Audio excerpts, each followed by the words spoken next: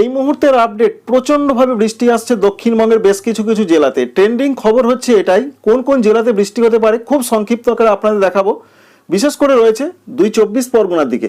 2 পরগনার দিকে মাঝারি থেকে ভারী বৃষ্টি হতে পারে। হাবড়া রয়েছে, সঙ্গে রয়েছে বনগাঁ, এছাড়া রয়েছে হুগলি জেলার সংলগ্ন জায়গা, এখানে প্রচণ্ড বৃষ্টি হতে পারে।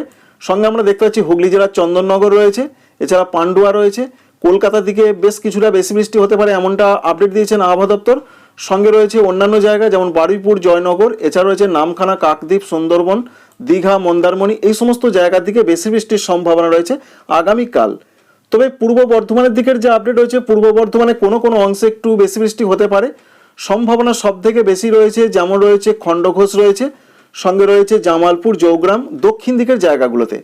তবে আরও বেশি বৃষ্টির সম্ভাবনা মেদিনীপুর জেলার দিকে রয়েছে, পূর্ব এবং পশ্চিম মেদিনীপুর, অর্থাৎ রয়েছে হলদিয়া, কোলাঘাট, তমলুক, বেলদা, বালিচক, এই সমস্ত জায়গাগুলোতে বেশ কিছুটা বেশি বৃষ্টির সম্ভাবনা রয়েছে।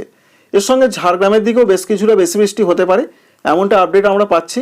এবং উপকূলবর্তী যে সমস্ত জায়গাগুলো রয়েছে সেখানে বৃষ্টিপাতের পরিমাণ প্রচণ্ডভাবে বেড়ে যেতে পারে আগামীকাল দুপুর থেকে বিকালের মধ্যে বা রাতের মধ্যে।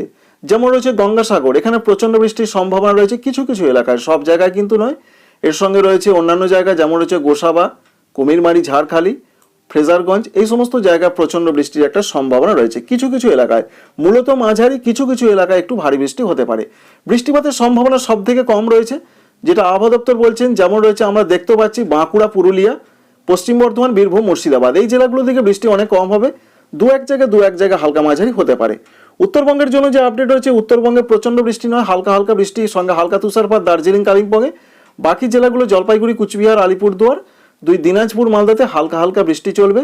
বিশেষ করে 18 তারিখ এবং 19 তারিখে, 20 এবং 21 তারিখে দার্জিলিং, কালিম্পংও বৃষ্টির সম্ভাবনা রয়েছে।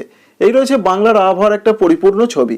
তাই বৃষ্টি আসছে, ঝেঁপে বৃষ্টি আসছে, প্রধানত উপকূলবর্তী জেলাগুলোর দিকে বৃষ্টি অবশ্যই আপনারা লক্ষ্য করতে পারছেন বেশি করে রয়েছে। সেই বেশি করে সম্ভাবনা রয়েছে আরেকবার জানিয়ে দিচ্ছি, 24 পরগনা, 2 মেদিনীপুর, কলকাতা, হাওড়া, হুগলি, ঝাড়গ্রাম, পূর্ব বর্ধমানের দক্ষিণ দিক, নদিয়ার দক্ষিণ দিক। এই পর্যন্ত আপডেট। ঝাড়খণ্ডের ক্ষেত্রে প্রধানত হালকা হালকা বৃষ্টি হতে পারে, জামশেদপুর এলাকায় বৃষ্টিটা একটু বেশি হতে পারে, এমনটা আপডেট। কিন্তু ধানবাদ, দুমকা, দেওঘর, উত্তর দিকে জায়গাগুলো হালকা হালকা বৃষ্টি হতে পারে। এছাড়াও অন্যান্য জায়গা আসাম, মেঘালয়, অরুণাচল প্রদেশের ক্ষেত্রে অরুণাচল প্রদেশে হালকা হালকা দু এক জায়গা হালকা মাঝারি, কিন্তু অন্যান্য জায়গা যেমন রয়েছে আসাম, মেঘালয়, ত্রিপুরা, মণিপুর, মিজোরাম, নাগাল্যান্ডে হালকা হালকা বৃষ্টি হবে। আগামীকাল ত্রিপুরা, সারা ত্রিপুরা জুড়ে হালকা হালকা বৃষ্টি অধিকাংশ জায়গা হতে পারে। এছাড়া মিজোরামেও হালকা বৃষ্টি হতে পারে।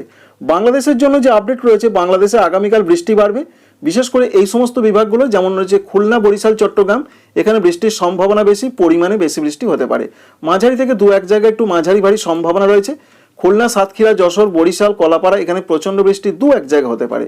গড়পড়তাভাবে প্রধানত মাঝারি বৃষ্টি হতে পারে। চট্টগ্রামের দিকেও হালকা মাঝারি, কুমিল্লাতে হালকা বৃষ্টি হতে পারে, ঢাকা বিভাগে হালকা দু এক জায়গায় হালকা মাঝারি, কিন্তু রাজশাহী, রংপুর, ময়মনসিংহ, সিলেট বিভাগে হালকা হালকা বৃষ্টি হতে পারে।